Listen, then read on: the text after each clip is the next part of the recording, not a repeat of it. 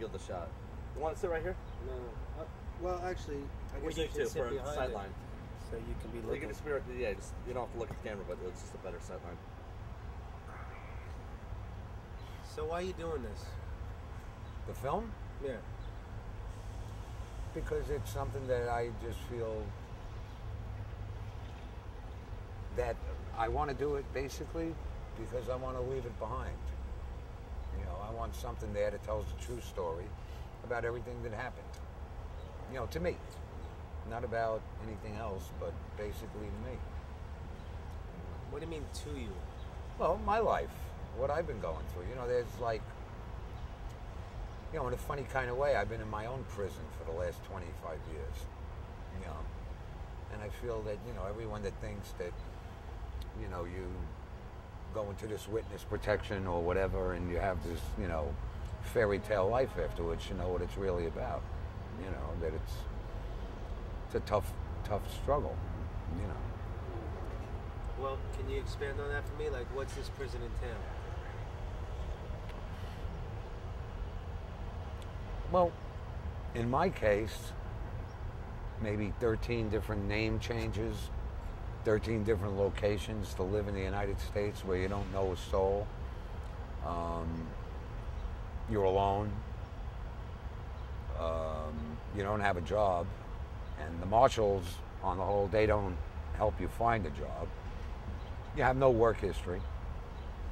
So when you go, all of a sudden, you're in this new spot that you think, you know, might be okay. They all turn out to be just like, you might as well be living in a foreign country.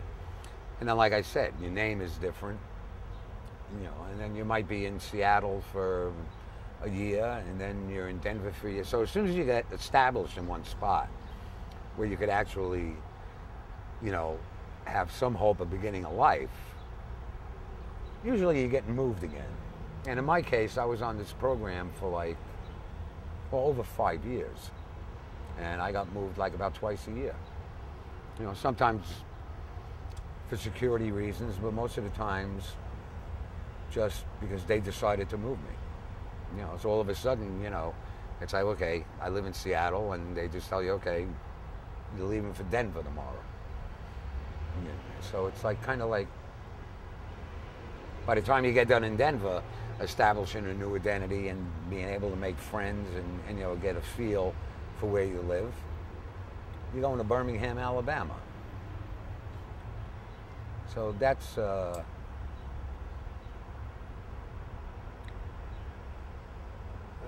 that's about it. Well, no, well, that's one side of it. Now, what happens after you leave the witness protection program? Have you been able to make a living for the last 20 years? Not really, no. I've been basically living on what the Army gives me every month, or the government. You know, I get a pension from the military. And if I make any money, legitimately, they take that money off my pension.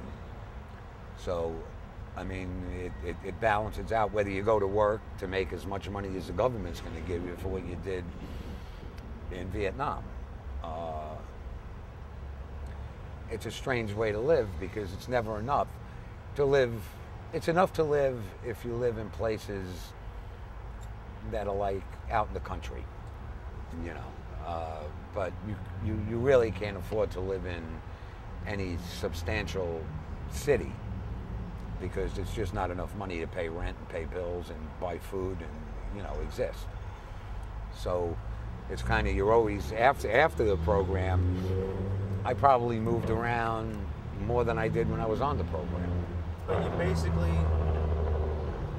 haven't really been able to make a living in all those years that's substantial. No.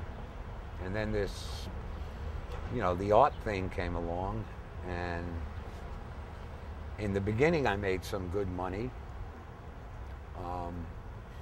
And I thought that's the way the business was going to be, but it didn't turn out to be that way.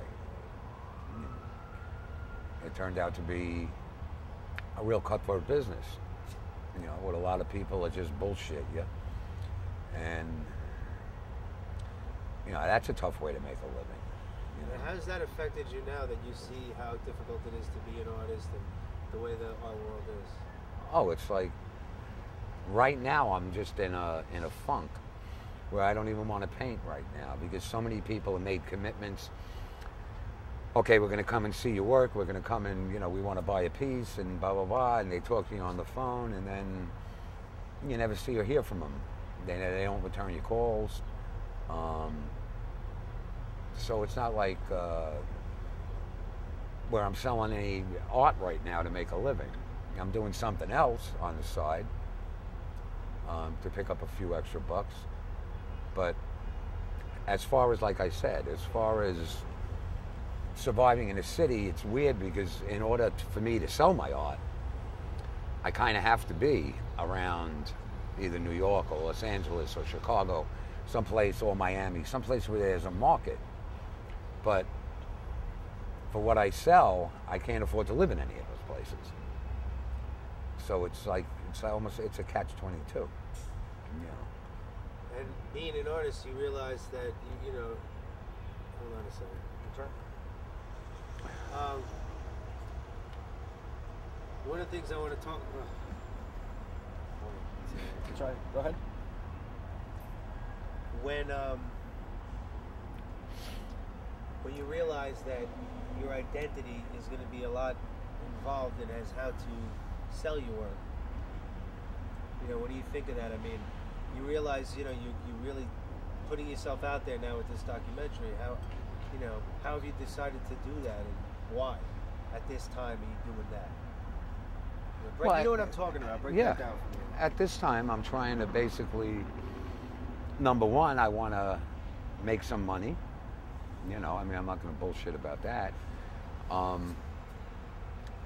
The problem is right now, after this, is made, I'm going to have to, disappear again into wherever I go, which I've become pretty good at.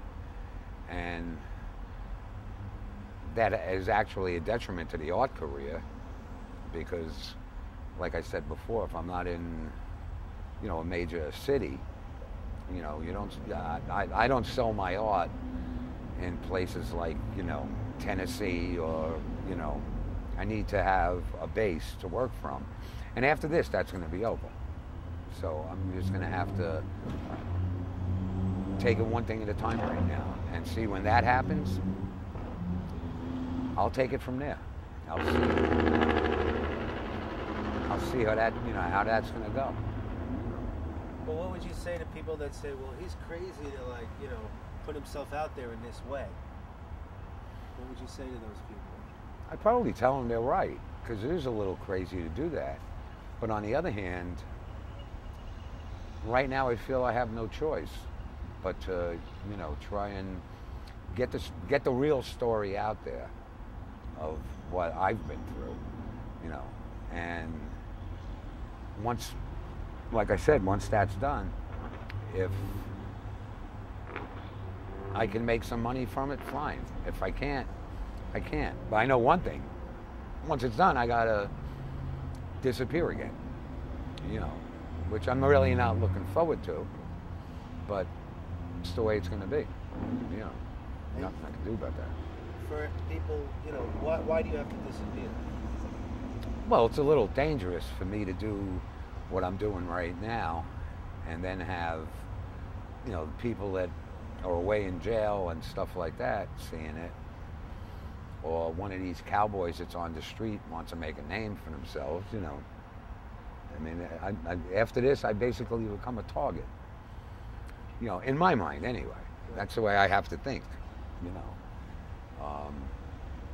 So that's the reason I'm going to have to, just But go. You're willing to do that because you believe that what?